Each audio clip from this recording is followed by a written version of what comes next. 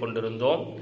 இனி வரக்கூடிய சூறாக்கள் என்பது எல்லோருக்கும் பயன் தரக்கூடியதாக இருக்கும். குறிப்பாக தொழுகைக்காக நாங்கள் சிறிய சூறாக்களை எப்படியாவது மனனம் செய்து கொள்ள வேண்டும்.